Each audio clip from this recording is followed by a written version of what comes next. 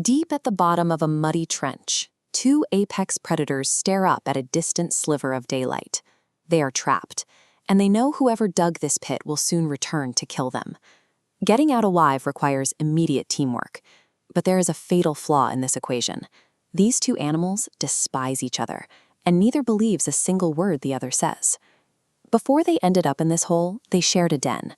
The wolf, massive and heavily scarred, constantly used his sheer physical weight to dominate the space, bullying and battering the smaller fox into submission. The fox spent months looking for a way to retaliate. When he discovered a man-made trap hidden in a nearby vineyard, he simply returned home and convinced the wolf that a feast of easy grapes was waiting on the other side. But the fox made a critical mistake.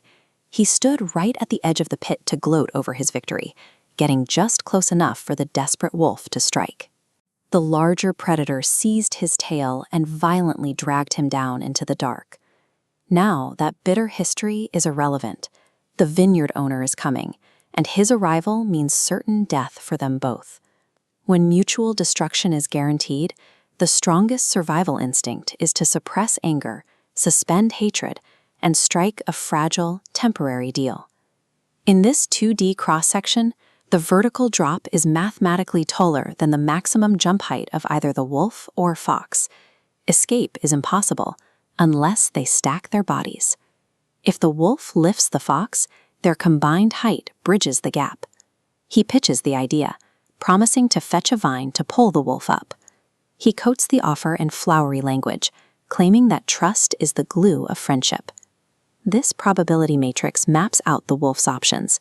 He knows the fox is lying, but if he refuses the deal, his survival chance is a flat 0%. If he cooperates, even with a liar, his odds rise slightly above 0. Taking the logical gamble, the wolf hoists the smaller animal onto his head, giving the fox enough leverage to scramble over the edge into daylight. The instant his paws hit the grass, the fox abandons the plan. He bolts, leaving his enemy at the bottom of the hole. In a severely unbalanced relationship, appeals to friendship are rarely genuine. The weaker party weaponizes the language of trust to extract what they need to survive. Above ground, the fox's victory lasts only seconds. A man holding a heavy iron rake bursts out of the vineyard, running directly at him. The fox realizes he has traded one death trap for another. The open environment offers no cover, and he cannot outrun the human. He spins around and sprints frantically back the way he came, the farmer's footsteps closing the distance behind him. Arriving back at the edge of the pit, he drops all the fake poetry about friendship. He tells the wolf the farmer is seconds away, and if the wolf pulls him down again, they both die immediately. He turns around and drops his bushy red tail directly into the darkness, offering it as a single fragile lifeline. The wolf has less than a second to decide. He chokes down his urge to drag the fox back into the mud, and instead locks onto the tail with his heavy claws. Using the fox as an anchor, the massive wolf hauls his body weight up the wall, scrambling desperately until he breaches the surface.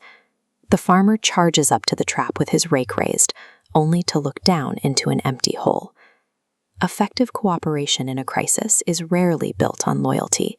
It works when both parties have total transparency about the immediate, shared consequences of failure. The two animals stand breathless in the harsh daylight at the edge of the forest, completely exposed but safe from the trap.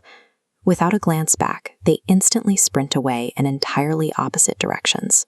There is no warm embrace. They don't forgive each other's betrayals, and they certainly don't walk away as friends forged in the fires of adversity. They understand the mechanics of what just happened.